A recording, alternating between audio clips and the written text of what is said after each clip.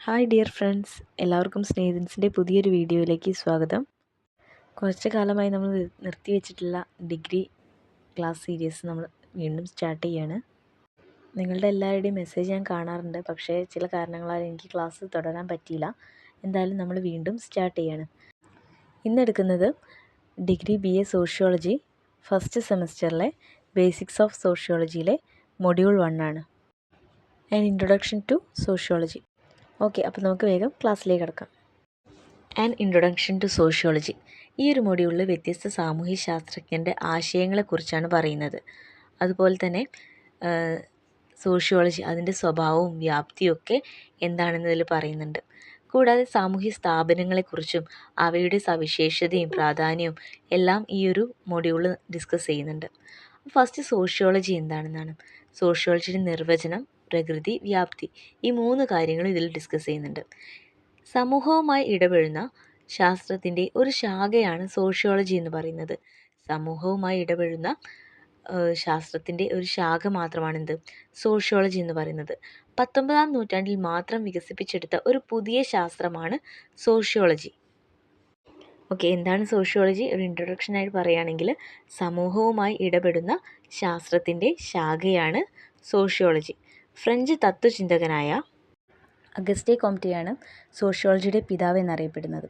Sociology എന്ന പദത്തിൻ്റെ രൂപീകരണവുമായി ബന്ധപ്പെട്ട് അദ്ദേഹത്തിന് 1939 അംഗീകാരം ലഭിച്ചിട്ടുണ്ട്. സോഷ്യോളജി എന്ന പദം ലാറ്റിൻ പദമായിട്ടുള്ള സോഷ്യസ്, അതുപോലെ തന്നെ ഗ്രീക്ക് പദമായിട്ടുള്ള ലോഗോസ് എന്നിവയിൽ നിന്നാണ് ഉണ്ടായിട്ടുള്ളത്. അപ്പം സോഷ്യോളജിയുടെ പിതാവ് ആരാണ്? August Comte. അദ്ദേഹം ഒരു ഫ്രഞ്ച് തത്വചിന്തകനാണ്. ഈ ഒരു പദവുമായിട്ട് ബന്ധപ്പെട്ടിട്ട് അദ്ദേഹത്തിന് 1939 അംഗീകാരം ലഭിച്ചിട്ടുണ്ട്. സോഷ്യസ് എന്ന ഗ്രീക്ക് പദത്തിൽ നിന്നും സോഷ്യസ് എന്ന ലാറ്റിൻ പദത്തിൽ നിന്നും ലോഗോസ് എന്ന ഗ്രീക്ക് പദത്തിൽ നിന്നുമാണ് സോഷ്യോളജി എന്ന വാക്കുണ്ടായിട്ടുള്ളത്. അടുത്തതായിട്ട് സോഷ്യോളജിയുടെ നിർവചനങ്ങളാണ്. വ്യത്യസ്ത തത്വചിന്തകർ അവരുടെ അഭിപ്രായത്തിൽ അല്ലെങ്കിൽ അവരുടെ കാഴ്ചപ്പാടിൽ സോഷ്യോളജി എന്താണെന്ന് നിർവചിച്ചതാണ്. ആദ്യം സോഷ്യോളജിയുടെ പിതാവായിട്ടുള്ള അഗസ്റ്റേ കോംറ്റെ പറയുന്നത്, സ്വാഭാവികവും മാറ്റമില്ലാത്തതുമായ നിയമങ്ങൾക്ക് വിധേയമായ സാമൂഹിക പ്രതിഭാസങ്ങളുടെ ശാസ്ത്രമാണ് സാമൂഹ്യശാസ്ത്രം. അതിൻ്റെ കണ്ടെത്തലാണ് അന്വേഷണത്തിൻ്റെ ലക്ഷ്യം എന്നാണ്. ഈ നിർവചനങ്ങൾ പഠിച്ചു വയ്ക്കുക. എസ്സേ എഴുതാണ്ടെങ്കിൽ ഇതൊക്കെ നിങ്ങൾക്ക് ഉപകാരപ്പെടും കേട്ടോ. അപ്പോൾ എല്ലാ നിർവചനങ്ങളും ഒന്ന് നോക്കിയിട്ട് പോവാം. അപ്പോൾ അഗസ്റ്റേ കോംറ്റെ പറയുന്നത്, സ്വാഭാവികവും മാറ്റമില്ലാത്തതുമായ നിയമങ്ങൾക്ക് വിധേയമായ സാമൂഹിക പ്രതിഭാസങ്ങളുടെ ശാസ്ത്രമാണ് സാമൂഹ്യശാസ്ത്രം എന്നാണ്. അതിൻ്റെ കണ്ടെത്തലാണ് അന്വേഷണത്തിൻ്റെ ലക്ഷ്യം. ഓക്കെ, അടുത്തത് ജർമ്മൻ തത്വചിന്തകനായിട്ടുള്ള മാക്സ് വെബർ പറയുന്നത്, സാമൂഹ്യശാസ്ത്രം ഒരു ശാസ്ത്രമാണ്. അത് സാമൂഹിക പ്രവർത്തനത്തെ വ്യാഖ്യാനിക്കാൻ ശ്രമിക്കുന്നു. അതുവഴി അതിൻ്റെ ഗതിയുടെയും ഫലങ്ങളുടെയും കാര്യകാരണമായ വിശദീകരണത്തിൽ എത്തിച്ചേരാൻ ശ്രമിക്കുന്നു എന്നതാണ്. അപ്പോൾ അദ്ദേഹത്തിൻ്റെ അഭിപ്രായത്തിൽ സാമൂഹ്യശാസ്ത്രം എന്നതൊരു ശാസ്ത്രമാണ്. അതെന്താണ് ചെയ്യുന്നത്? അത് സാമൂഹിക പ്രവർത്തനത്തെ വ്യാഖ്യാനിക്കാൻ ശ്രമിക്കുകയാണ് ചെയ്യുന്നത്. അതുവഴി അതിൻ്റെ ഗതിയുടെയും ഫലങ്ങളുടെയും കാര്യകാരണമായ വിശദീകരണത്തിൽ എത്തിച്ചേരാൻ ശ്രമിക്കുന്നു. ഓക്കെ, അടുത്തത് എമിൽ ഡെർഗെയിം പറയുന്നതാണ്. ഫ്രഞ്ച് തത്വചിന്തകനായിട്ടുള്ള എമിൽ ഡെർഗെയിം പറയുന്നതാണ്, സാമൂഹിക സ്ഥാപനങ്ങളുടെ ശാസ്ത്രമാണ് സോഷ്യോളജി എന്നത്. അപ്പം പഠിക്കാൻ എളുപ്പമുള്ളത് വേഗം മനസ്സിലാക്കി പോവുക കേട്ടോ. സാമൂഹിക സ്ഥാപനങ്ങളുടെ ശാസ്ത്രമാണ് സോഷ്യോളജി എന്നതാണ് എമിൽ ഡെർഗെയിം പറയുന്നത്. മുകളിൽ സൂചിപ്പിച്ച എല്ലാ നിർവചനങ്ങൾക്കും അടിവരയിടുന്ന ഒരു പൊതുവായിട്ടുള്ള ആശയം എന്താണെന്നാൽ, സാമൂഹ്യശാസ്ത്രം സാമൂഹിക സ്ഥാപനങ്ങളുടെയും മനുഷ്യനെയും അവൻ്റെ പ്രവർത്തനങ്ങളെയും കുറിച്ചാണ് എന്നതാണ് എല്ലാവരും പറയുന്നത്. ഈ 3 പേരുടെയും നിർവചനങ്ങളുടെ പൊതുവായി പറയുകയാണെങ്കിൽ ഈ സാമൂഹ്യ ശാസ്ത്രം എന്നത് സാമൂഹ്യ സ്ഥാപനങ്ങളെയും മനുഷ്യനെയും അവൻ്റെ പ്രവർത്തനങ്ങളെയും കുറിച്ചാണ് പറയുന്നത് എന്നാണ്. വിവിധ സാമൂഹ്യ ശാസ്ത്രജ്ഞർ വിഷയത്തെ അടിസ്ഥാനമാക്കി സാമൂഹ്യശാസ്ത്രത്തെ നിർവചിച്ചിട്ടുണ്ട്. അഗസ്റ്റേ കോംറ്റെ സാമൂഹിക പ്രതിഭാസങ്ങളെ വിഷയമാക്കി കാണിക്കുന്നു, എന്നാൽ വെബർ സാമൂഹിക പ്രവർത്തനത്തെയാണ് വിഷയമായി തിരിച്ചറിഞ്ഞിരിക്കുന്നത്. എന്നാൽ ഡെർഗെയിമിൻ്റെ വീക്ഷണം ഈ 2 സാമൂഹ്യ ശാസ്ത്രജ്ഞരിൽ നിന്നും വ്യത്യസ്തമാണ്. അദ്ദേഹത്തെ സംബന്ധിച്ചിടത്തോളം സോഷ്യോളജി എന്നത് ഒരു സാമൂഹ്യ സ്ഥാപനങ്ങളുടെ ശാസ്ത്രീയ പഠനമാണ്. ഓക്കെ, 3 പേരുടെയും കാഴ്ചപ്പാടാണ് ഇവിടെ വിശദീകരിച്ചിരിക്കുന്നത്. അടുത്ത സോഷ്യോളജിയുടെ സ്വഭാവമാണ്. 8 തരത്തിലുള്ള കാര്യങ്ങളാണ് ഇവിടെ പറയുന്നത്.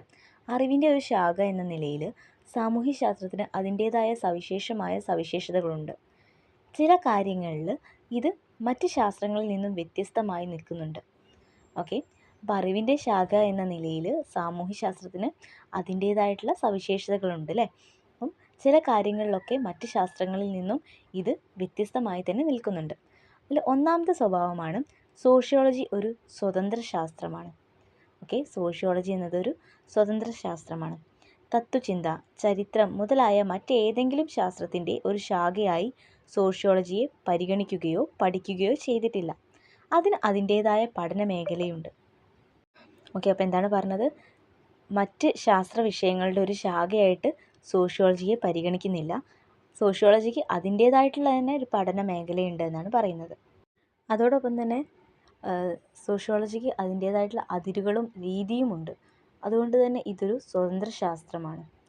രണ്ടാമത്തെ സ്വഭാവം എന്ന് പറയുന്നത് സാമൂഹ്യശാസ്ത്രം ഒരു സാമൂഹിക ശാസ്ത്രമാണ്. അതൊരു ഭൗതിക ശാസ്ത്രമല്ല. സാമൂഹ്യശാസ്ത്രം ഫിസിക്കൽ സയൻസിൻ്റെ ഒരു വിഭാഗത്തിൽപ്പെടുന്നു. ഒരു സാമൂഹിക ശാസ്ത്രം എന്ന നിലയിൽ അതിൻ്റെ പ്രധാന ശ്രദ്ധ മനുഷ്യൻ, സാമൂഹിക പെരുമാറ്റം, സാമൂഹിക പ്രവർത്തനങ്ങൾ, സാമൂഹിക ജീവിതം എന്നിവയിലാണ്. അതുപോലെ തന്നെ സാമൂഹിക ശാസ്ത്രം എന്ന നിലയിൽ സോഷ്യോളജി മറ്റ് സാമൂഹിക ശാസ്ത്രങ്ങളായിട്ടുള്ള ചരിത്രം, പൊളിറ്റിക്കൽ സയൻസ്, സാമ്പത്തിക ശാസ്ത്രം, മനഃശാസ്ത്രം, നരവംശശാസ്ത്രം മുതലായവയുമായി അടുത്ത ബന്ധമുള്ളതാണ്. ജ്യോതിശാസ്ത്രം, ഭൗതികശാസ്ത്രം, രസതന്ത്രം, മറ്റ് ഭൗതിക ശാസ്ത്രങ്ങൾ എന്നിവയിൽ നിന്ന് വേർതിരിയുന്ന സാമൂഹിക പ്രപഞ്ചത്തെയാണ് സോഷ്യോളജി കൈകാര്യം ചെയ്യുന്നത്. സോഷ്യോളജിയിൽ പറയുന്നത് എന്താണ്? മറ്റ് സാമൂഹ്യ ശാസ്ത്രങ്ങളായിട്ടുള്ള ജ്യോതിശാസ്ത്രം, ഭൗതികശാസ്ത്രം, രസതന്ത്രം അതിൽ നിന്നൊക്കെ വ്യത്യസ്തമായിട്ടുള്ള, അതിലൊന്നും ഉൾപ്പെടാത്ത കാര്യങ്ങളാണ് സോഷ്യോളജിയിൽ പറയുന്നത്. എന്നാൽ തന്നെ പൊളിറ്റിക്കൽ സയൻസുമായിട്ടും സാമ്പത്തിക ശാസ്ത്രമായിട്ടും മനഃശാസ്ത്രമായിട്ടും ഒക്കെ ഇതിന് ബന്ധമുണ്ട്. മൂന്നാമതായി സോഷ്യോളജി ഒരു തരംതിരിവാണ്, ഒരു മാനദണ്ഡ ശാസ്ത്രമല്ല. സോഷ്യോളജി എന്നത് ഒരു തരംതിരിവ് മാത്രമാണ്, അല്ലാതെ ഒരു മാനദണ്ഡ ശാസ്ത്രമല്ല എന്നാണ് പറയുന്നത്. എന്തുകൊണ്ടാണെന്ന് നോക്കാം.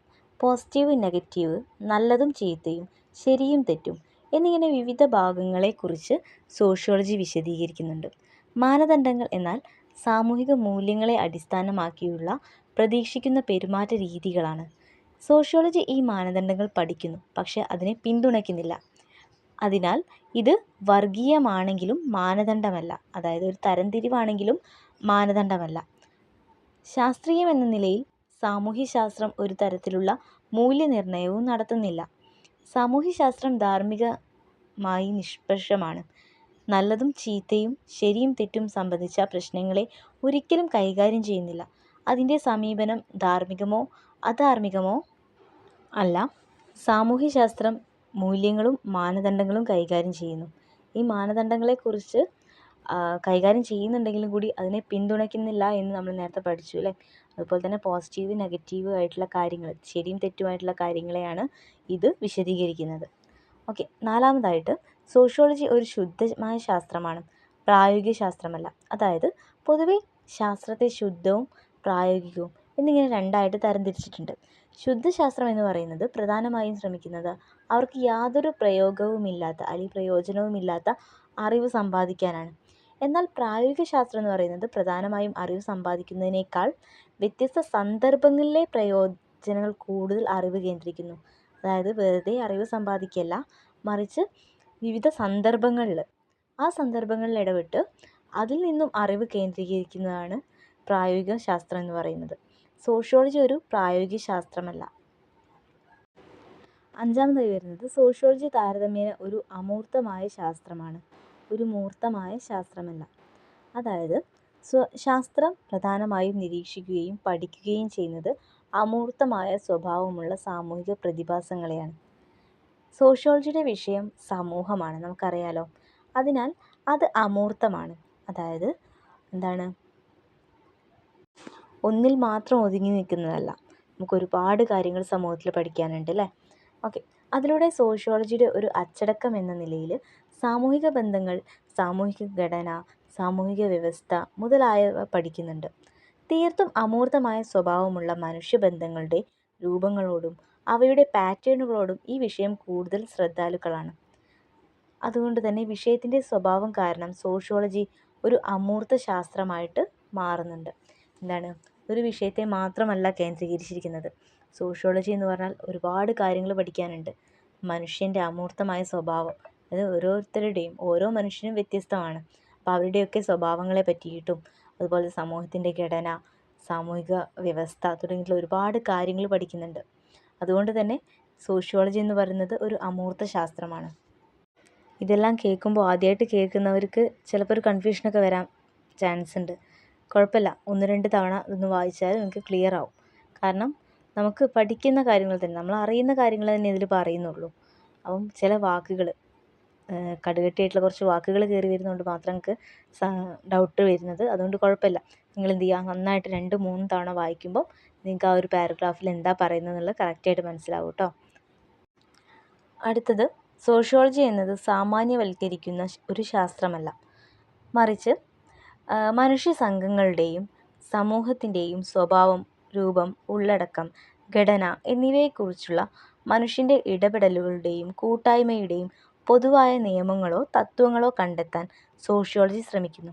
അതായത് സോഷ്യോളജി എന്ന് പറഞ്ഞാൽ സാമാന്യവൽക്കരിക്കുന്ന ഒരു ശാസ്ത്രമല്ല, അതായത് എല്ലാത്തിനെയും ഒരേപോലെ കാണുന്ന, ഒരു സാമാന്യ രീതിയിൽ കാണുന്ന ഒരു ശാസ്ത്രമല്ല, മറിച്ച് എങ്ങനെയാണ് മനുഷ്യ സംഘങ്ങളെയും സമൂഹങ്ങളെയും അവരുടെ സ്വഭാവങ്ങളെയും രൂപം, ഉള്ളടക്കം, ഘടന എന്നിവയെക്കുറിച്ചൊക്കെയുള്ള മനുഷ്യൻ്റെ ഇടപെടലുകളും കൂട്ടായ്മകളൊക്കെ പൊതുവായ നിയമങ്ങളോ തത്വങ്ങളോ കണ്ടെത്താൻ ശ്രമിക്കുന്നതെന്നാണ്.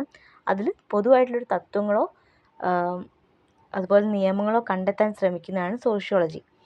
സമൂഹത്തിൽ നടക്കുന്ന ഓരോ സംഭവങ്ങളും ഒറ്റപ്പെട്ട് പഠിക്കുന്നില്ല. അതുപോലെ തന്നെ തിരഞ്ഞെടുത്ത ചില സംഭവങ്ങളുടെ പഠനത്തിൻ്റെ അടിസ്ഥാനത്തിൽ പൊതുവൽക്കരണം നടത്താൻ ശ്രമിക്കുന്നു. ഓക്കെ, ഓരോ വിഷയങ്ങളെയും ഒറ്റപ്പെട്ട് പഠിക്കുന്നില്ല, പക്ഷേ എന്ത് ചെയ്യുന്നുണ്ട്, ഓരോ വിഷയത്തെയും അതിലൊരു പൊതുവായിട്ടുള്ളൊരു ഘടന അല്ലെങ്കിൽ അതിനെല്ലാം പൊതുവായിട്ട് കാണാൻ ശ്രമിക്കുന്നുണ്ട്. 7ാമതായി പറയുന്നത്, നമ്മളിപ്പോൾ നേരത്തെ പറഞ്ഞതുപോലെ തന്നെ സോഷ്യോളജി ഒരു പൊതുശാസ്ത്രമാണ്, ഒരു പ്രത്യേക സാമൂഹിക ശാസ്ത്രമല്ല. സാമ്പത്തിക ശാസ്ത്രം, പൊളിറ്റിക്കൽ സയൻസ്, ഹിസ്റ്ററി, സോഷ്യോളജി തുടങ്ങി വിവിധ വിഷയങ്ങൾ സംയോജിപ്പിച്ച് രൂപീകരിച്ച വിജ്ഞാന ശാഖയാണ് പൊതുശാസ്ത്രം എന്ന് പറയുന്നത്. ഈ വിഷയങ്ങളെല്ലാം നമുക്ക് സോഷ്യോളജിയിൽ പഠിക്കാനുണ്ട് അല്ലേ. എന്നാൽ പ്രത്യേക ശാസ്ത്രം പൊതുശാസ്ത്രത്തിന് വിപരീതമാണ്. പ്രത്യേക ശാസ്ത്രം അതിൻ്റെ അന്വേഷണം വിജ്ഞാനത്തിൻ്റെ പ്രത്യേക വശങ്ങൾ കേന്ദ്രീകരിക്കുന്നു. അതായത് ഏതെങ്കിലും ഒരു വശത്തെ മാത്രം കേന്ദ്രീകരിക്കുന്നതാണ് പ്രത്യേക ശാസ്ത്രം എന്ന് പറയുന്നത്. ഏതെങ്കിലും ഒരു വിഷയത്തെ മാത്രം കേന്ദ്രീകരിക്കുക, അല്ലെങ്കിൽ ആ ഒരു വിഷയത്തിൻ്റെ ഒരു പ്രത്യേക സ്വഭാവത്തെ മാത്രം കേന്ദ്രീകരിക്കുന്നതാണ് എന്ത്, പ്രത്യേക ശാസ്ത്രം എന്ന് പറയുന്നത്. എന്നാൽ സോഷ്യോളജി അങ്ങനെയല്ല, ഒരു പൊതുശാസ്ത്രമാണ്. ഉദാഹരണത്തിന് പൊളിറ്റിക്കൽ സയൻസ് സമൂഹത്തിൻ്റെ രാഷ്ട്രീയ വശങ്ങളെ കൈകാര്യം ചെയ്യുന്നു. സാമ്പത്തിക ശാസ്ത്രം സമൂഹത്തിൻ്റെ സാമ്പത്തിക വശങ്ങളെ കൈകാര്യം ചെയ്യുന്നു. ഈ അർത്ഥത്തിൽ സാമൂഹ്യശാസ്ത്രം മനുഷ്യ സമൂഹത്തെ മൊത്തത്തിൽ പഠിക്കുന്നു. മനസ്സിലായോ? അപ്പം പൊളിറ്റിക്കൽ സയൻസ് എന്ന് പറഞ്ഞാൽ എന്താണ്, അതിൽ ആ ഒരു രാഷ്ട്രീയ കാര്യം മാത്രം, അല്ലെങ്കിൽ ആ ഒരു ഭരണ കാര്യങ്ങൾ മാത്രമാണ് അതിൽ ചർച്ച ചെയ്യുന്നത്. അതുപോലെ തന്നെ സാമ്പത്തിക ശാസ്ത്രം, അതിൽ സമൂഹത്തിൻ്റെ സാമ്പത്തികമായിട്ടുള്ള കാര്യങ്ങൾ മാത്രം, എക്കണോമി മാത്രമാണ് അതിൽ കൈകാര്യം ചെയ്യുന്നത്. എന്നാൽ സോഷ്യോളജി, സാമൂഹ്യശാസ്ത്രം എന്ന് പറയുന്നത് എന്താണ്, ഇതെല്ലാം ഉൾപ്പെടുന്നുണ്ട് അല്ലേ, എല്ലാ കാര്യത്തിലും മനുഷ്യ സമൂഹത്തെ മൊത്തത്തിൽ പഠിക്കുന്നുണ്ട്. സാമൂഹ്യശാസ്ത്രം ഒരു പൊതുശാസ്ത്രമാണ്. 8ാമതായി പറയുന്നത്, സാമൂഹ്യശാസ്ത്രം യുക്തിസഹവും അനുഭവപരവുമായ ഒരു ശാസ്ത്രമാണ്. എന്താണെന്ന് നോക്കാം. യുക്തിവാദവും അനുഭവവാദവും ശാസ്ത്രീയ വിജ്ഞാനത്തിൻ്റെ രണ്ട് വിശാലമായ സമീപനങ്ങളാണ്. യുക്തിവാദവും അനുഭവവാദവും ഒക്കെ രണ്ട് വിശാലമായിട്ടുള്ള സമീപനങ്ങളാണ്. നിരീക്ഷണത്തിൻ്റെയും പരീക്ഷണത്തിൻ്റെയും ഫലമായി ഉണ്ടാകുന്ന അനുഭവങ്ങളും വസ്തുതകളും അനുഭവജ്ഞാനവാദികൾ ഊന്നി പറയുന്നു. എല്ലാ അറിവുകളും അനുഭവങ്ങൾ എന്നർത്ഥമുള്ള ഇന്ദ്രിയങ്ങളിൽ നിന്നാണ് ഉരുത്തിരിഞ്ഞു വന്നത് എന്ന് സങ്കല്പിക്കുന്നു. യുക്തിവാദികൾ യുക്തിക്കും യുക്തിസഹപരമായ അനുമാനങ്ങളിൽ നിന്നുള്ള സിദ്ധാന്തങ്ങൾക്കും ഊന്നൽ നൽകുന്നു. ഈ രീതിയിൽ സോഷ്യോളജി യുക്തിസഹവും അനുഭവപരവുമായ ശാസ്ത്രത്തിൻ്റെ രീതികൾ ഉപയോഗിക്കുന്നു. അതിനാൽ സാമൂഹ്യശാസ്ത്രത്തെ യുക്തിസഹവും അനുഭവപരവുമായ ശാസ്ത്രമായി കണക്കാക്കാം. എന്താണ്, യുക്തിവാദത്തിനും അനുഭവവാദത്തിനും ശാസ്ത്രീയ വിജ്ഞാനത്തിൻ്റെ രണ്ട് സമീപനങ്ങളാണ് നമ്മൾ പറഞ്ഞു. ഓക്കെ, അനുഭവങ്ങളും വസ്തുതകളും അനുഭവവാദികൾ ഊന്നി പറയുന്നുണ്ട് അല്ലേ. എല്ലാ അറിവും അനുഭവങ്ങൾ എന്നർത്ഥമുള്ള ഇന്ദ്രിയങ്ങളിൽ നിന്നാണ് ഉണ്ടാവുന്നത്. എല്ലാ അറിവുകളും, നമ്മൾ ഓരോ അനുഭവങ്ങളിലൂടെയാണല്ലോ നമ്മൾ അറിവുകൾ സമ്പാദിക്കുന്നത്. അതിൽ നമുക്ക് ഓരോ സന്ദർഭങ്ങൾ വരുമ്പോൾ നമുക്ക് പുതിയ പുതിയ അറിവ് കിട്ടും അല്ലേ. അങ്ങനെ ഈ അനുഭവങ്ങൾ എന്ന അർത്ഥമുള്ള ഇന്ദ്രിയങ്ങളിൽ നിന്നാണ് നമുക്ക് ഓരോ അറിവുകളും കിട്ടുന്നത്. അതുപോലെ തന്നെ യുക്തിവാദികൾ യുക്തിക്കും യുക്തിസഹമായ അനുമാനങ്ങളിൽ നിന്നുള്ള സിദ്ധാന്തങ്ങൾക്കും ഊന്നൽ നൽകുന്നുണ്ട്. ഓരോ സന്ദർഭങ്ങൾ ഉണ്ടാകുമ്പോൾ അല്ലെങ്കിൽ ഓരോ അറിവുകൾ ഉണ്ടാകുമ്പം അതിൽ നിന്നും ഓരോ സിദ്ധാന്തങ്ങൾ ഉരുത്തിരിഞ്ഞു വരും. ഓക്കെ, ഈ രീതിയിൽ സോഷ്യോളജി എന്ന് പറയുന്നത് എന്താണ്, ഒരു യുക്തിസഹവും അനുഭവപരമായിട്ടുള്ള ശാസ്ത്രത്തിൻ്റെ രീതി ഉപയോഗിക്കുന്നു. ഓക്കെ, അതുകൊണ്ട് തന്നെ സാമൂഹ്യശാസ്ത്രത്തെ നമുക്ക് യുക്തിസഹവും അനുഭവപരമായിട്ടുള്ള ശാസ്ത്രമായി കണക്കാക്കാം. ഇത്രയുമാണ് സോഷ്യോളജിയുടെ സ്വഭാവത്തിൽ വരുന്നത്. ഇത് ഓരോന്നും കാണാപ്പാഠം പഠിക്കരുത്, മനസ്സിലാക്കി പഠിക്കുക കേട്ടോ. അടുത്തത് സോഷ്യോളജിയുടെ വ്യാപ്തിയെക്കുറിച്ചാണ് പറയുന്നത്. സാമൂഹിക സ്ഥാപനങ്ങൾ, സാമൂഹിക ഇടപെടലുകൾ, സാമൂഹിക പെരുമാറ്റം എന്നിവ കൈകാര്യം ചെയ്യുന്ന ഒരു സാമൂഹിക ശാസ്ത്രമാണ് സോഷ്യോളജി എന്ന് പറയുന്നത്. സാമൂഹികമായിട്ടുള്ള കാര്യങ്ങൾ, സ്ഥാപനങ്ങൾ, ഇടപെടലുകൾ, പെരുമാറ്റം എന്നിവയൊക്കെ കൈകാര്യം ചെയ്യുന്ന ഒരു ശാസ്ത്രമാണ് സോഷ്യോളജി. നാഗരികതയുടെ ഉദയം മുതൽ സമൂഹം ഊഹാപോഹങ്ങൾക്കും അന്വേഷണങ്ങൾക്കും വിധേയമാണ്. നൂറ്റാണ്ടുകൾക്ക് മുമ്പ് പുരുഷന്മാർ സമൂഹത്തെക്കുറിച്ചും അത് എങ്ങനെ സംഘടിപ്പിക്കണം എന്നതിനെക്കുറിച്ചും ചിന്തിച്ചിരുന്നു. എന്നാൽ ചിന്തകളും ചർച്ചകളും സാമൂഹ്യശാസ്ത്രപരമായിട്ടുള്ള പദങ്ങളിൽ ആയിരുന്നെങ്കിലും അവരെ തത്വചിന്തകർ, ചരിത്രകാരന്മാർ, ചിന്തകർ, നിയമദാതാക്കൾ എന്നിങ്ങനെയാണ് വിളിച്ചിരുന്നത്. സമൂഹത്തെക്കുറിച്ച് ഇന്ന് പറയുന്ന കാര്യങ്ങളെല്ലാം പണ്ട് മുതലേ ആളുകൾ ചിന്തിച്ചിരുന്നു. അവരെയാണ് ഈ തത്വചിന്തകരെന്നും ചരിത്രകാരന്മാരെന്നും ചിന്തകർ എന്നൊക്കെ വിളിക്കുന്നത്. സാമൂഹ്യശാസ്ത്രത്തിൻ്റെ വ്യാപ്തിയെക്കുറിച്ച് പണ്ഡിതന്മാർക്കിടയിൽ ഏകകണ്ഠ ധാരണയല്ല ഉണ്ടായിരുന്നത്. അത് നമ്മൾ നേരത്തെ നിർവചനങ്ങൾ പഠിച്ചപ്പോൾ പറഞ്ഞു അല്ലേ, ഓരോരുത്തർക്കും സമൂഹശാസ്ത്രത്തെക്കുറിച്ച് അവരുടേതായിട്ടുള്ള കാഴ്ചപ്പാടുകളാണുള്ളത്. എല്ലാവരും ഒരേ കാര്യങ്ങളല്ല പറയുന്നത്. ഒരു വിഷയത്തിൻ്റെ വ്യാപ്തി പ്രധാനമായും നിർണ്ണയിക്കുന്നത് അതിൻ്റെ പഠന മേഖലയുടെയും ആളുകളുടെയും ജീവിതത്തിൽ അത് ഉപയോഗിക്കുന്നതിൻ്റെയും അടിസ്ഥാനത്തിലാണ്. സോഷ്യോളജി എന്ന വിഷയത്തിൽ ഏറ്റവും പ്രധാനപ്പെട്ട 2 ടോപ്പിക്കാണ് ഫോർമലിസ്റ്റിക് സ്കൂളും സിന്തറ്റിക് സ്കൂളും. ആദ്യം എന്താണ് ഫോർമലിറ്റി സ്കൂൾ എന്ന് നോക്കാം. സ്പെഷ്യലിസ്റ്റ് അല്ലെങ്കിൽ ഔപചാരിക സ്കൂൾ, ഈ 2 പേരുകളിലും ഫോർമലിറ്റി സ്കൂൾ അറിയപ്പെടുന്നുണ്ട്. സ്പെഷ്യലിസ്റ്റ് സ്കൂൾ എന്നും ഔപചാരിക സ്കൂൾ എന്നും. ഓക്കെ, പഠന മേഖലയുടെ അടിസ്ഥാനത്തിൽ സോഷ്യോളജിയുടെ വ്യാപ്തിയെക്കുറിച്ച് വിശദീകരിക്കുന്ന ആദ്യത്തെ സ്കൂളാണ് ഫോർമാലിറ്റി സ്കൂൾ അല്ലെങ്കിൽ ഔപചാരിക സ്കൂൾ എന്നറിയപ്പെടുന്നത്. സാമൂഹ്യശാസ്ത്രത്തിന് പരിമിതമായ വ്യാപ്തിയുണ്ടെന്ന് സ്പെഷ്യലിസ്റ്റ് സ്കൂളിലെ അഭിഭാഷകർ അഭിപ്രായപ്പെടുന്നു. ഓക്കെ, എന്താണ് അവർ പറയുന്നത്? ഔപചാരിക സ്കൂളിൽ അഭിഭാഷകർ പറയുന്നത് എന്താണെന്നാൽ സാമൂഹികശാസ്ത്രത്തിന് പരിമിതമായ വ്യാപ്തിയുണ്ടെന്നതാണ്. ഓക്കെ, ജർമ്മൻ സോഷ്യോളജിസ്റ്റുകളാണ് ഔപചാരിക വിദ്യാലയത്തിൻ്റെ പ്രധാന വക്താക്കൾ. ജർമ്മൻ സോഷ്യോളജിസ്റ്റുകൾ, അതിൽ ജോർജ് സിമ്മൽ ഒരു പ്രമുഖ ജർമ്മൻ തത്വചിന്തകനും സാമൂഹ്യശാസ്ത്രജ്ഞനുമാണ്. സാമൂഹ്യശാസ്ത്രം ശുദ്ധക്ഷണത്തെ പിന്തുണയ്ക്കുകയും ചെയ്യുന്നു. സാമൂഹിക ബന്ധങ്ങളുടെയും പ്രവർത്തനങ്ങളുടെയും രൂപങ്ങളാണ് സോഷ്യോളജി കൈകാര്യം ചെയ്യുന്നത്. എന്താണ് ഇതിൽ സോഷ്യോളജി കൈകാര്യം ചെയ്യുന്നത്? സാമൂഹിക ബന്ധങ്ങളുടെയും പ്രവർത്തനങ്ങളുടെയും രൂപങ്ങൾ. ഓക്കെ, അതിൽ സ്നേഹം, വിദ്വേഷം, സഹകരണം തുടങ്ങിയവ ഒരു പ്രത്യേക തരം സാമൂഹിക ബന്ധങ്ങളെ രൂപപ്പെടുത്തുന്നു എന്നാണ് പറയുന്നത്. അതുപോലെ മൂർത്ത സമൂഹങ്ങളെക്കുറിച്ചുള്ള ചരിത്ര പഠനത്തിൽ നിന്ന് സോഷ്യോളജി വിട്ടു നിൽക്കുകയാണെങ്കിൽ സോഷ്യോളജിയെ ഒരു നിശ്ചിത ശാസ്ത്രമായിട്ട് കണക്കാക്കാമെന്നും ഇവർ പറയുന്നുണ്ട്.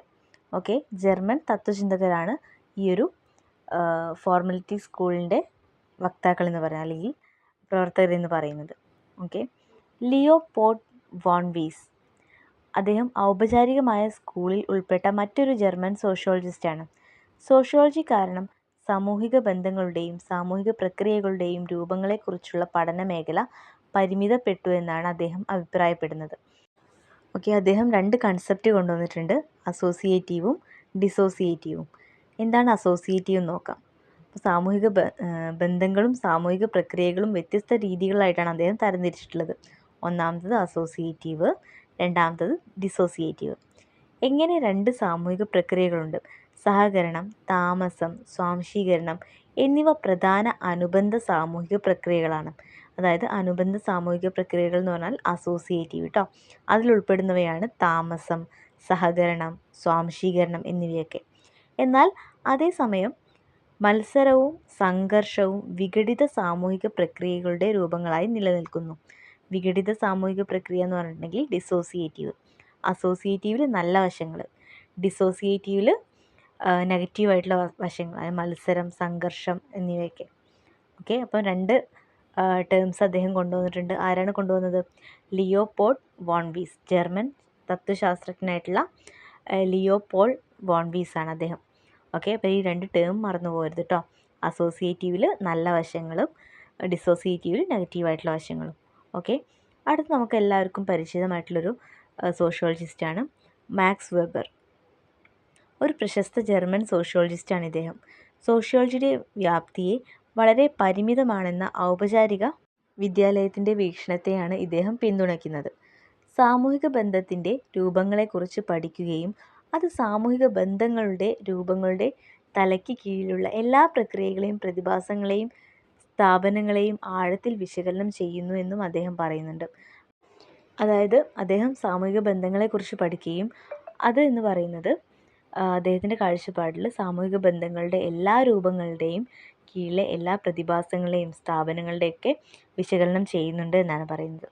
അടുത്തതാണ് സിന്തറ്റിക് സ്കൂൾ. ഓക്കെ, എന്താണ് സിന്തറ്റിക് സ്കൂൾ എന്ന് നോക്കാം. പഠന മേഖലയുടെ അടിസ്ഥാനത്തിൽ സോഷ്യോളജിയുടെ വ്യാപ്തിയെക്കുറിച്ചുള്ള തത്വചിന്തകരുടെ മറ്റൊരു ധാരണയായിരുന്നു സിന്തറ്റിക് സ്കൂൾ എന്ന് പറയുന്നത്.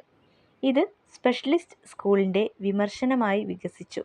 അപ്പോൾ സ്പെഷ്യലിസ്റ്റ് സ്കൂളിൻ്റെ അവരുടെ ആ ഒരു ചിന്താധാരയെ വിമർശിച്ചുകൊണ്ടായിരുന്നു സിന്തറ്റിക് സ്കൂളുകൾ നിലവിൽ വന്നിട്ടുള്ളത്.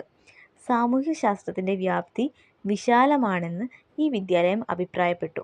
അപ്പം ഫോർമാലിറ്റി സ്കൂൾ എന്തായിരുന്നു പറഞ്ഞിട്ടുണ്ടായിരുന്നത്? സാമൂഹ്യ ശാസ്ത്രത്തിൻ്റെ വ്യാപ്തി പരിമിതമാണെന്നാണ് പറഞ്ഞത്. എന്നാൽ ഇത് നേരെ ഓപ്പോസിറ്റാണ് പറയുന്നത്.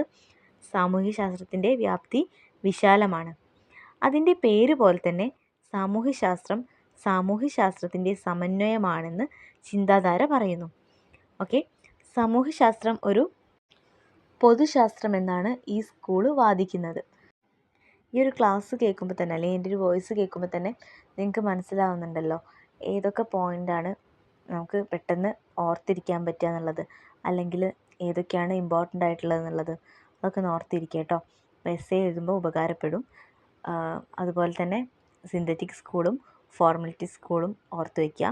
അത് രണ്ടും സാമൂഹ്യശാസ്ത്രത്തെ എപ്രകാരമാണ് വിലയിരുത്തുന്നതെന്നും ഓർത്തിരിക്കുക കേട്ടോ. അപ്പം ഫോർമാലിറ്റി സ്കൂൾ പറയുന്നത് എന്താണ്? സാമൂഹ്യശാസ്ത്രം ഒരു പരിമിതി ഉണ്ട് എന്നാണല്ലേ. എന്നാൽ ഇതിൽ പറയുന്നത് വിശാലമാണെന്നാണ്, ഒരു പൊതുശാസ്ത്രം എന്നാണ് പറയുന്നത്. ഓക്കെ, സിന്തറ്റിക് സ്കൂളിന് കീഴിൽ വരുന്ന പ്രധാന തത്വചിന്തകരാണ് L.T. Hobhouse, P. എസോറോക്കിൻ, Morris Ginsberg, Karl Mannheim. Okay, ഇവരുടെ സംഭാവനകളാണ് ഇനി പറയാൻ പോകുന്നത് കേട്ടോ. ഓക്കെ, അവരുടെ അഭിപ്രായത്തിൽ സാമൂഹ്യശാസ്ത്രജ്ഞർക്ക് ചില പ്രത്യേക ജോലികളുണ്ടെന്ന് പറയുന്നുണ്ട്. അതിലൊന്നാമത്താണ് ഒരാൾ തൻ്റെ സാമൂഹിക മേഖലയുടെ പ്രത്യേക ഭാഗത്ത് തൻ്റെ പഠനം തുടരണം. അതായത് സാമൂഹിക മേഖലകൾ നമ്മൾ പഠിച്ചിട്ടുണ്ടല്ലേ, അതിൽ ഏതെങ്കിലും ഒന്ന് കോൺസെൻട്രേറ്റ് ചെയ്തിട്ട് തൻ്റെ പഠനം തുടരണം എന്നാണ് പറയുന്നത്. രണ്ടാമതായി പറയുന്നത് സാമൂഹിക ബന്ധങ്ങളുടെ പരസ്പര ബന്ധം മനസ്സിൽ വെച്ചുകൊണ്ട് വിവിധ സാമൂഹിക ശാസ്ത്രങ്ങൾ നേടിയ ഫലം പരസ്പരം ബന്ധിപ്പിക്കാൻ ശ്രമിക്കണം. അപ്പം ഇതൊരു പൊതുശാസ്ത്രമാണെന്ന് പറയുന്നുണ്ട്. അതുകൊണ്ട് തന്നെ എല്ലാ മേഖലകളും പരസ്പരം ബന്ധപ്പെട്ടിരിക്കുന്നുണ്ട്.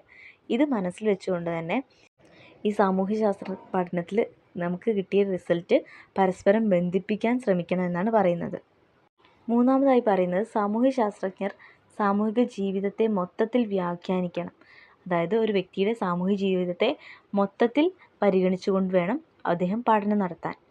ഓക്കെ, അപ്പോൾ ഇത്രയാണ് സാമൂഹ്യശാസ്ത്രജ്ഞരുടെ ജോലികളെന്ന് പറയുന്നത്. മോറിസ് ഗിൻസ്ബർഗ് ഒരു ബ്രിട്ടീഷ് സോഷ്യോളജിസ്റ്റാണ്. അദ്ദേഹത്തിൻ്റെ അഭിപ്രായത്തിൽ സോഷ്യോളജി എല്ലാ തരം സാമൂഹിക ബന്ധങ്ങളെയും പഠിക്കുകയും തരംതിരിക്കുകയും ചെയ്യുന്നു എന്നാണ് പറയുന്നത്. അപ്പം സോഷ്യോളജി എന്നത് എല്ലാ തരം സാമൂഹിക ബന്ധങ്ങളെയും പഠിക്കുന്നുണ്ട്, അതുപോലെ തന്നെ തരംതിരിക്കുകയും ചെയ്യുന്നുണ്ട്. ഇത് വ്യക്തിയും സമൂഹവും തമ്മിലുള്ള ബന്ധവും വിശകലനം ചെയ്യുന്നു. അപ്പം സോഷ്യോളജി സാമൂഹിക ബന്ധങ്ങളെക്കുറിച്ച് പഠിക്കുക മാത്രമല്ല ചെയ്യുന്നത്, എന്തുകൂടി ചെയ്യുന്നുണ്ട്? വ്യക്തിയെയും സമൂഹവും തമ്മിലുള്ള ബന്ധം കൂടി വിശദീകരിക്കുന്നുണ്ട്. അദ്ദേഹം സോഷ്യോളജിയുടെ പഠന മേഖലയെ 4ആയിട്ട് വിഭജിക്കുന്നുണ്ട്. അത് സാമൂഹ്യശാസ്ത്രത്തിൻ്റെ വ്യാപ്തി ഉൾക്കൊള്ളുന്നു. അപ്പം അദ്ദേഹത്തിൻ്റെ അഭിപ്രായത്തിൽ അദ്ദേഹം സോഷ്യോളജിയുടെ പഠന മേഖലയെ 4ആയിട്ട് വിഭജിക്കുന്നുണ്ട് കേട്ടോ. അതിൽ ഒന്നാമത്തതാണ് സോഷ്യൽ മോർഫോളജി, രണ്ടാമത്തത് സാമൂഹിക നിയന്ത്രണം, മൂന്നാമതായി വരുന്നത് സാമൂഹിക പ്രക്രിയ, നാലാമത്തത് സോഷ്യൽ പത്തോളജി. ഓക്കെ, ഓരോന്ന് എന്താണെന്ന് നോക്കാം. ആദ്യം സോഷ്യൽ മോർഫോളജി എന്താണെന്ന് നോക്കാം. ജനസംഖ്യ, സാമൂഹിക ഗ്രൂപ്പുകൾ, സാമൂഹിക ഘടന, സാമൂഹിക സ്ഥാപനങ്ങൾ എന്നിവയൊക്കെ കുറിച്ച് പഠിക്കുന്ന, അല്ലെങ്കിൽ എന്നിവയുടെയൊക്കെ ഗുണനിലവാരവും അളവും ഒക്കെ പഠിക്കുന്നതാണെന്ത് സോഷ്യൽ മോർഫോളജി എന്ന് പറയുന്നത്. ഓക്കെ, ജനസംഖ്യ, സാമൂഹിക ഗ്രൂപ്പുകൾ, സാമൂഹിക ഘടന, സാമൂഹിക സ്ഥാപനങ്ങൾ എന്നിവയൊക്കെ കുറിച്ച് പഠിക്കുന്നത്, അല്ലെങ്കിൽ അതിൻ്റെ ഗുണനിലവാരവും അതിൻ്റെ അളവൊക്കെ പഠിക്കുന്നതാണെന്ത് സോഷ്യൽ മോർഫോളജി. അടുത്തത് സാമൂഹിക നിയന്ത്രണം.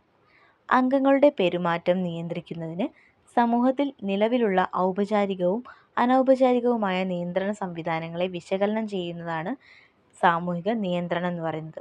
നമ്മുടെ സമൂഹത്തിൽ നമ്മൾ ഒരുപാട് കാര്യങ്ങളിൽ നിയന്ത്രിക്കപ്പെട്ടിട്ടുണ്ട് അല്ലേ. സമൂഹത്തിൽ ഏത് രീതിയിൽ നമുക്ക് പെരുമാറാൻ പറ്റില്ല. കാരണം എന്താണ്, നമ്മളെല്ലാവരും സാമൂഹിക ജീവികളാണ്. സമൂഹത്തിനനുസരിച്ച് വേണം നമ്മൾ ജീവിക്കാൻ അല്ലേ. അപ്പം പല കാര്യത്തിലും നമ്മൾ നിയന്ത്രിക്കപ്പെട്ടിട്ടുണ്ട്. അപ്പോൾ ഇത്തരം കാര്യങ്ങളൊക്കെ വിശകലനം ചെയ്യുന്നതാണെന്ത് സാമൂഹിക നിയന്ത്രണം എന്ന് പറയുന്നത്. ഓക്കെ, മൂന്നാമതായിട്ട് സാമൂഹിക പ്രക്രിയ. ഇതിൽ വരുന്നത് സഹകരണം, മത്സരം, സംഘർഷം തുടങ്ങിയ വിവിധ തരത്തിലുള്ള ഇടപെടലുകളെ പഠിക്കുന്ന പഠന മേഖലയുടെ മൂന്നാമത്തെ ശാഖയാണിത്. ഓക്കെ, അപ്പോൾ എന്തൊക്കെയാണ്? സഹകരണം, മത്സരം, സംഘർഷം തുടങ്ങിയ വിവിധ തരത്തിലുള്ള ഇടപെടലുകളെ പഠിക്കുന്ന പഠന മേഖലയാണ് ഇത്. ഓക്കെ, നാലാമതായിട്ട് സോഷ്യൽ പാത്തോളജി. ദാരിദ്ര്യം, കുറ്റകൃത്യം തുടങ്ങിയ സാമൂഹിക പ്രശ്നങ്ങളെ സോഷ്യൽ പാത്തോളജി പഠിക്കുന്നു. ഓക്കെ, അപ്പോൾ എന്തൊക്കെയാണ് വരുന്നത്? ദാരിദ്ര്യം, കുറ്റകൃത്യം തുടങ്ങിയിട്ടുള്ള കാര്യങ്ങളൊക്കെ. ഓക്കെ, അപ്പോൾ ഇത്രയാണ് ഇതിൽ പറയുന്നത്. ഇനി കാൾ മാൻഹൈം, ഓക്കെ, അറിയപ്പെടുന്ന ഒരു ജർമ്മൻ സോഷ്യോളജിസ്റ്റാണ്. നമ്മൾ നേരത്തെ പറഞ്ഞിട്ടുണ്ട് അല്ലേ, സിന്തറ്റിക് സ്കൂളിൻ്റെ ചിന്തകരിൽ വരുന്ന ഒരാളാണെന്ത് കാൾ മാൻഹൈം. ഓക്കെ, അദ്ദേഹം സോഷ്യോളജി പഠന മേഖലയെ 2 ശാഖയായിട്ട് വിഭജിക്കുന്നുണ്ട്. അപ്പോൾ ആദ്യ ശാഖയിൽ വ്യവസ്ഥാപിതവും പൊതുവായതുമായ സാമൂഹ്യശാസ്ത്രവും രണ്ടാമത്തേതിൽ ചരിത്രപരമായ സാമൂഹ്യശാസ്ത്രവുമാണ്. അപ്പോൾ ഓരോ തത്വചിന്തകരും അവരുടേതായിട്ടുള്ള സോഷ്യോളജിയെ അവർ വിഭജിക്കുന്നുണ്ട് അല്ലേ. അപ്പോൾ ഒന്നായിട്ട് കൺഫ്യൂഷനായി പോകരുത്. ഒരു ഫ്ലോ ചാർട്ട് പോലെയൊക്കെ വരച്ച് പഠിക്കുക കേട്ടോ ഓരോരുത്തരുതും. അപ്പം കാൾമാൻ ഹെയിമിൻ്റെയാണ് വ്യവസ്ഥാപിതവും പൊതുവായതുമായ സാമൂഹ്യശാസ്ത്രം, രണ്ടാമത്തത് ചരിത്രപരമായ സാമൂഹ്യശാസ്ത്രം. ഓക്കെ, ആദ്യത്തെ ശാഖ ഒരുമിച്ച് ജീവിക്കുന്നതിനുള്ള പ്രധാന ഘടകങ്ങളെക്കുറിച്ചാണ് കൈകാര്യം ചെയ്യുന്നത്. അതായത് വ്യവസ്ഥാപിതവും പൊതുവായതുമായ സാമൂഹ്യശാസ്ത്രം. ഇതിൽ പറയുന്നത് ഒരുമിച്ച് ജീവിക്കുന്നതിനുള്ള പ്രധാന ഘടകങ്ങളെക്കുറിച്ചാണ് പറയുന്നത്. രണ്ടാമത്തതിൽ സമൂഹത്തിൻ്റെ പൊതുരൂപങ്ങളുടെ ചരിത്രപരമായ വൈവിധ്യവും യാഥാർത്ഥ്യവും പഠിക്കുന്നു. ഒന്നാമത്തതിൽ ഒരുമിച്ച് ജീവിക്കാനുള്ള ഘടകങ്ങളെക്കുറിച്ചും രണ്ടാമത്തതിൽ പൊതുരൂപങ്ങളുടെ ചരിത്രപരമായ വൈവിധ്യവും അതിൻ്റെ യാഥാർത്ഥ്യവും. ഓക്കെ, അതിൽ തന്നെ താരതമ്യ സോഷ്യോളജിയും സോഷ്യോളജി ഡൈനാമിക്സും ചരിത്രപരമായ സാമൂഹ്യ ശാസ്ത്രത്തിൽ രൂപീകരിച്ച 2 വിഭാഗങ്ങളാണെന്ന് കൂടി പറയുന്നുണ്ട് കേട്ടോ. ഓക്കെ, അപ്പോൾ ഇത്രയാണ് ഇന്നത്തെ ക്ലാസ്സിൽ നമ്മൾ ഡിസ്കസ് ചെയ്യുന്നത്. സോഷ്യോളജി എന്താണെന്നും അതിൻ്റെ വ്യാപ്തി, ഒരുപാട് കാര്യങ്ങൾ പറഞ്ഞു അല്ലേ. അപ്പോൾ എല്ലാം നിങ്ങൾ എന്ത് ചെയ്യുക, ഓർത്തിരിക്കുക, നന്നായി വായിക്കുക. അപ്പം സോഷ്യോളജി ഒരു എസ്സേ നമുക്ക് പ്രതീക്ഷിക്കാം കേട്ടോ. അതിൽ ഒരുപാട് ടേംസ് പഠിച്ചിട്ടുണ്ട് ഞാൻ. നമ്മളുടെ നോട്ടിൽ കുറച്ച് ഡാർക്കായിട്ട് കൊടുത്തിട്ടുണ്ട്. ആ കാര്യങ്ങളൊക്കെ പഠിക്കുക. അപ്പം സോഷ്യോളജീനെ പറ്റിയിട്ടൊരു എസ്സേ വരികയാണെങ്കിൽ സിമ്പിളാണ് എഴുതാൻ. നമുക്കറിയാവുന്ന കാര്യങ്ങളൊക്കെ തന്നെയാണ്. അപ്പോൾ എല്ലാവരും നന്നായിട്ട് പഠിക്കുക. ഇതിൻ്റെ ബാക്കി ഞാൻ അടുത്ത ക്ലാസ്സായിട്ട് ചെയ്യാം. ഓക്കെ, അപ്പോൾ നിങ്ങൾക്ക് ഈ ക്ലാസ് ഇഷ്ടപ്പെട്ടിട്ടുണ്ടെങ്കിൽ ലൈക്ക് ചെയ്യുക. അതുപോലെ തന്നെ നിങ്ങളുടെ ഫ്രണ്ട്സിനൊക്കെ ഷെയർ ചെയ്ത് കൊടുക്കുക. തുടർന്നുള്ള ക്ലാസ്സുകൾ കാണാൻ ചാനൽ സബ്സ്ക്രൈബ് ചെയ്യുക. Okay, thank you.